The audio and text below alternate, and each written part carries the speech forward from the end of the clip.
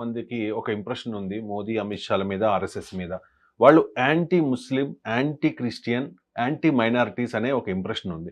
రీసెంట్‌గా చేసిన వక్ఫ్ సవరణ బిల్ అవ్వచ్చు, లేకపోతే ఒక మోదీ నెక్స్ట్ మూవ్‌గా మనం చెప్పుకుంటూ ఉన్న ఈ క్రిస్టియన్ ల్యాండ్స్ స్వాధీనం అవ్వచ్చు.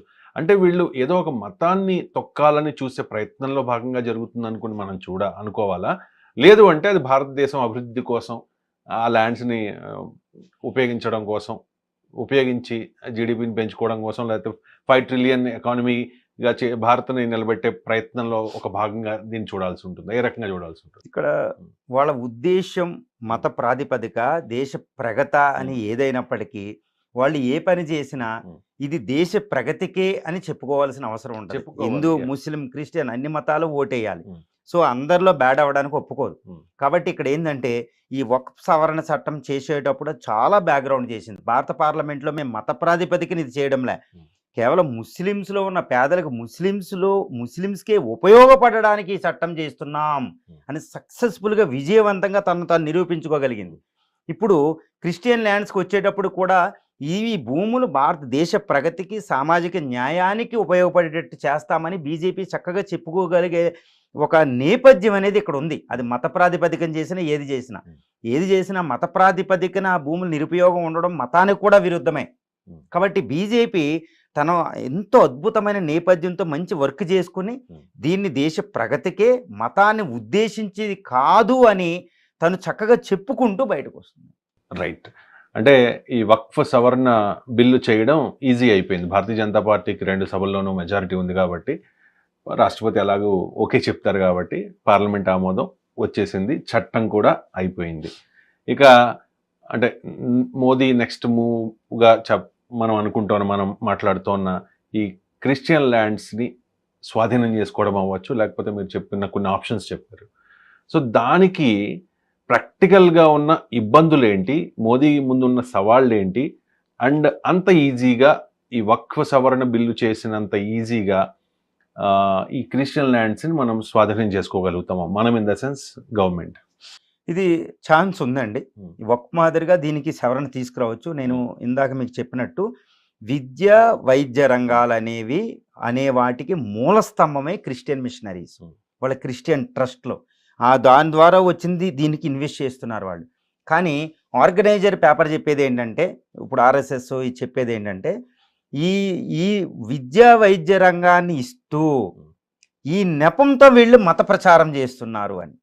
క్రిస్టియన్ మిషనరీ స్కూల్స్లో ఇవి ఉంటాయన్నమాట. భారత రాజ్యాంగం ప్రకారం 25వ అధికరణ ప్రకారం మిషనరీస్కి ఆ పవర్ ఉంది, అధికారం ఉంది, రాజ్యాంగ హక్కు. కానీ భారత ప్రభుత్వం 1965లో అప్పటి భారత ప్రభుత్వం తీసుకొచ్చిన చట్టం ప్రకారం, ఆదేశాల ప్రకారం ఈ క్రిస్టియన్ నిరుపయోగ భూముల్ని స్వాధీనం చేసుకునే పూర్తి అధికారం భారత పార్లమెంటుకు ఉంది, భారత ప్రభుత్వానికి ఉంది. కాబట్టి ఈ విద్యా వైద్య రంగాన్ని మినహాయించేసి, లేకపోతే విద్యా వైద్య రంగానికి సంబంధించిన డబ్బులకు కావాల్సిన కొన్ని ల్యాండ్స్ని, మిషనరీ ల్యాండ్స్ని మినహాయించి మిగిలిన నిరుపయోగం, వ్యవసాయానికి ఉపయోగపడకుండా, ఎవరికి ఉపయోగపడకుండా ఉన్న భూముల్ని, లేదా ధనికమైన కొంత మిషనరీస్లో అవినీతి కూడా ఉంటుంది ప్రతి మతంలో.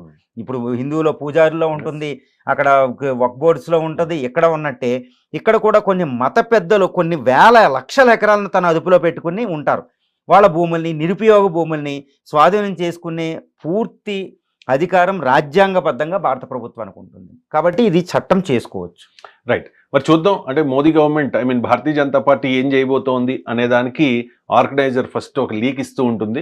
సో ఆర్గనైజర్లో ఒక కథనం వచ్చింది, దాన్నే రాహుల్ గాంధీ చూపిస్తూ ఉన్నారు. నెక్స్ట్ క్రిస్టియన్ ఆమోదం తెలిపింది. సో నెక్స్ట్ ఏంటి అనే చర్చ మొదలైంది. సో ఆర్ఎస్ఎస్కి అనుబంధంగా ఉన్న ద ఆర్గనైజర్ పత్రికలో ఒక సిగ్నల్ దానికి సంబంధించి వచ్చేసింది. క్రిస్టియన్ ల్యాండ్స్ ఉన్నాయి, ఆ క్రిస్టియన్ ల్యాండ్స్ మీద మోదీ కన్నుపడిందనే వార్తలు వినిపిస్తూ ఉన్న పరిస్థితి.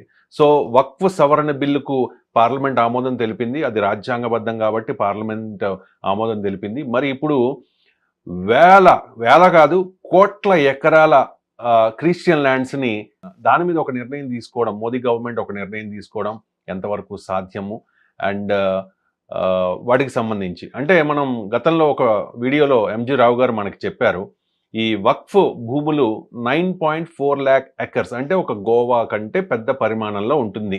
మరి ఈ క్రిస్టియన్ ల్యాండ్స్ సైజ్ ఎంత ఉంటుంది, వాటి పరిమాణం ఎంత, సో అంత ఈజీనా మోదీ ఏదైనా ఒక నిర్ణయం తీసుకోవాలి అంటే అనే దాని మీద ఎంజీ రావు గారు రాజ్యాంగ రాజకీయ నిపుణులు మనతో మాట్లాడతారు. నమస్తే ఎంజీ రావు గారు. లాస్ట్ వీడియోలో వక్ఫ్ భూముల గురించి చాలా డీటెయిల్డ్గా ఎక్స్ప్లెయిన్ చేశారు. సో ఇప్పుడు మోదీ నెక్స్ట్ మూవ్మెంట్ ఏంటంటే 17.4 crore ఎకర్స్, అంటే చాలా బిగ్ సైజ్ మాట.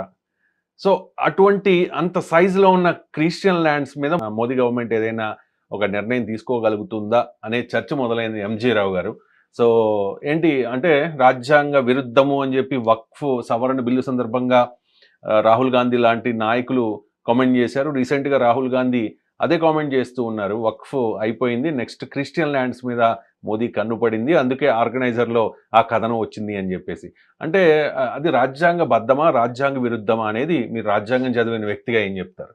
మోడీ గారు ఏం చేశారంటే వక్ఫ్ సవరణ చట్టం నిన్న రాష్ట్రపతి ఆమోదంతో అది చట్టంగా కూడా రూపుదాల్చింది. ఈ వక్ఫ్ బిల్ అనేది కేవలం 9.4 లక్షల ఎకరాలకు సంబంధించింది, అంటే 1 మిలియన్ ఎకరాలకు సంబంధించింది. కానీ క్రిస్టియన్ భూములు అంటే మోడీ గారి టార్గెట్, అంటే ఒక రకంగా చెప్పాలంటే ఆర్ఎస్ఎస్ టార్గెట్, మోడీ గారి టార్గెట్ నెక్స్ట్ క్రిస్టియన్ ల్యాండ్స్. ఇదే అపోజిషన్ లీడర్ రాహుల్ గాంధీ గారు కూడా ఏం చెప్తున్నారు, నెక్స్ట్ టార్గెట్ మనకి క్రిస్టియన్ ల్యాండ్స్ అవ్వబోతుంది అని రాహుల్ గాంధీ గారు కూడా చెప్పారు. ద ఆర్గనైజర్ పేపర్లో, ఆర్గనైజర్ అంటే అనుబంధంగా ఉంటుంది ఆర్ఎస్ఎస్ పత్రిక, అది ఇందులో కూడా ఏంటంటే నెక్స్ట్ క్రిస్టియన్ ల్యాండ్స్ ఇంత ఉన్నాయి, దీన్ని కూడా ఇలా వక్ఫ్ భూములుగా దేశ ఆర్థిక రంగానికి ఉపయోగపడేటట్టు చేయవలసిన అవసరం ఎంతైనా ఉంది అని ఆ ల్యాండ్ సైజులతో సహా ఇవ్వడం జరిగింది April 3rd తన ఆర్గనైజర్ పేపర్లో.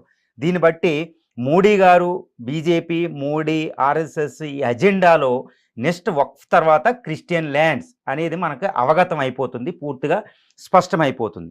కానీ ఈ భూముల్ని వక్ఫ్ భూములంత ఈజీగా టచ్ చేయడానికి కుదిరే అవకాశం లేదు. ఎందుకంటే మీరు అన్నట్టు రాజ్యాంగబద్ధంగా భారత పార్లమెంటుకి పూర్తి సర్వాధికారం ఉంది. ఏదంటే ఇది మత స్వాతంత్రపు హక్కు. ఈ మత స్వాతంత్రపుకు లౌకిక, మన భారత రాజ్యాంగం లౌకిక రాజ్యాంగం మనల్ని ప్రకటించింది.